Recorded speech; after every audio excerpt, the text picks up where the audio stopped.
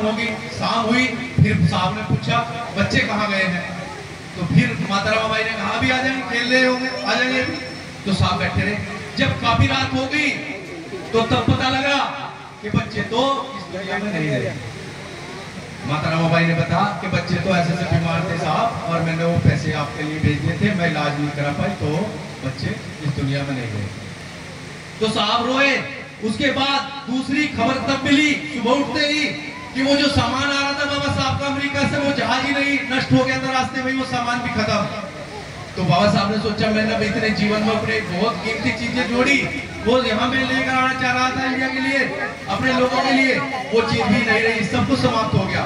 फिर बाबा साहब ने सोचा कि मैं राजा बड़ौदा की सेवा करने के लिए कैसे जाऊं, मुझे तो उनके यहाँ नौकरी करनी पड़ेगी 10 साल के लिए। तो बाबा साहब सोचते रहे कि मेरे पास पैसे नहीं है कि मैं बड़ौदा चला जाऊं, राजा बड़ौदा की सेवा करने के लिए 10 साल की नौकरी करनी पड़ेगी, तो पैसे नहीं थे। तो बाबा साहब ने लिखा कि अगले ही दिन अंग्रेजों ने एक लेख निकाला कि जिसका भी जहाज के अंदर सामान शामिल था उसे मुआवजे के रूप में कुछ पैसे दिए जाएंगे। तो वो मुआवजे के पैसे लेते ही बाबा साहब डॉक्टर अम्बेडकर ट्रेन में बैठे, बच्चों के दुख भी देखिए, बुलाकर के ट्रेन में बैठे और बड़ौदा के राजा के यहाँ पहुंच गए कि मैं अपना वादा निभाने के लिए यहाँ आ चुका हूँ, आप बताइए मुझे क्या करना होगा। तो ये जो बड़ौदा का जो जाने के बाद का बाबा साहब डॉक्टर अम्बेडकर का अनुभव है, वो ही जीवन का सबसे बड़ा संकल्प है बाबा साहब डॉक्टर अम्बेडकर का। राजा बड़ौदा ने बाबा साहब डॉक्टर अम्बेडकर को सेना सचिव के रूप में नियुक्त किया, उन्हें नौकरी दी, और नौकरी देने के बाद प्रथम दिन ही बाबा साहब डॉक्टर अम्बेडकर का सामान महल के अंदर ही रखा था। बाबा साहब अपने ऑफिस की तरफ गए, ऑफिस का पता बताया गया, तो जैसे ही बाबा साहब ऑफिस में गए तो कालीन बिछी हुई थी महल के अंदर। तो वहां चपरासी ब्राह्मण समाज का था, उसने सबसे पहले कालीन इकट्ठा कर ली कि एक अछूत अब इस कालीन के ऊपर चलेगा, तो हम फिर कहां को चलेंगे, कालीन को इकट्ठा कर लिया गया। बाबा साहब ने जाकर के टेबल पर बैठे तो फाइल मंगाई, तो फाइल को ऊपर से फेंक कर देता, चपरासी फेंक कर देता कि मैं हाथ नहीं लगा सकता इस पे फाइल को।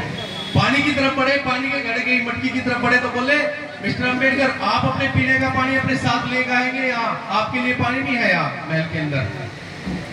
तो बाबा साहब ने सोचा मेरे साथ इतने पढ़े लिखे व्यक्ति के साथ ये ऐसा व्यवहार कर रहा, तो मेरे जो अनपढ़ अशिक्षित गरीब लोगों के साथ क्या व्यवहार होगा। तो बाबा साहब ने राजा से शिकायत लगाई कि राजा साहब इतना तक मेरी व्यवस्था नहीं होती तो एक चपरासी मेरे साथ ऐसा व्यवहार कर रहा। तो सुना राजा सियाजी राय गायकवाड़ बड़ौदा के राजा पता क्या बोलते हैं, डॉक्टर अम्बेडकर मैं तुम्हें केवल नौकरी दे सकता हूँ, तुम्हारे लिए सारे धर्म की व्यवस्था को नहीं बदल सकता, धर्म के मामले में तो तुम नीची जाति के हो तो वो तो वही व्यवहार करेंगे, मैं तुम्हारे लिए धर्म तो नहीं बदल सकता, नौकरी दे सकता हूँ। तो बाबा साहब को ये बड़ा ताज्जुब हुआ कि एक राजा हस्तक से नहीं कर सकता, इसके मामले में तो ये कितनी कठिन ये बुराई है। तो बाबा साहब ने सोचा कि चलो मैं अपने रहने का इंतजाम कहीं और कर लेता हूँ।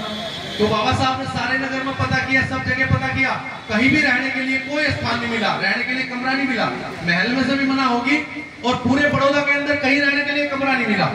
फिर बाबा साहब डॉक्टर अम्बेडकर को उनका एक मुस्लिम समाज का साथी था, उसने सलाह दी कि आप पारसी धर्मशाला है यहाँ पास में ही पारसी लोगों की, जो ना हिंदू है ना मुसलमान है ना सिख है ना क्रिश्चियन है, पारसी, तो पारसी लोगों की धर्मशाला आप उस पर ठहर जाइए, वहां मैं आपको एक कमरे का इंतजाम करा देता हूँ। तो पारसी लोगों के यहाँ गए तो पारसी धर्मशाला की देखभाल एक बुढ़ा और एक बुढ़िया कर रहे थे जो वहाँ के केयर टेकर थे। तो बाबा साहब की वहाँ वो गए कि एक कमरा इन्हें दे दीजिए, तो उन्होंने कहा ये पारसी नहीं है, पारसियों के अलावा इस धर्मशाला में कोई एंट्री नहीं है। तो उन्होंने मुस्लिम समाज के साथी ने कहा कि आप अपना पारसी नाम रख लो, हम कह देंगे कि ये पारसी है, ऐसा बोला है। तो बाबा साहब ने कहा चलो भाई पारसी नाम रख लो, मैं तो रहना हूँ, मुझे तो और कुछ नहीं करना। तो पारसी नाम रख लिया। तो उन्होंने फिर भी बुढ़ा और बुढ़िया ने पकड़ लिया कि ये पारसी नहीं है, लेकिन फिर भी हम चलो रख लेंगे, लेकिन दुगना किराया देना पड़ेगा। तो बाबा साहब राजी हो गए, चलो पूरे बड़ौदा में जब रहने के लिए कहीं जगह नहीं है तो डबल किराया देकर भी रहने का तो बात नहीं। तो बाबा साहब रहने लगे। तो रहने के लिए जगह कहाँ मिली, उन्होंने कहा हमारी धर्मशाला के ऊपर एक स्टोर रूम है जिसमें उनका टूटा फुट्टा सब सामान पड़ा हुआ था, कुर्सी मेज चारपाई वगैरह, तो कहा उसी में ही रहना होगा, स्टोर रूम के अंदर ही। तो उसमें सब कबाड़ा भरा हुआ था। तो बाबा साहब ने कहा चलो मुझे दिन में नौकरी करनी है, रात को आकर सो जाया करूंगा, कोई बात नहीं, उधर ही रह लेंगे।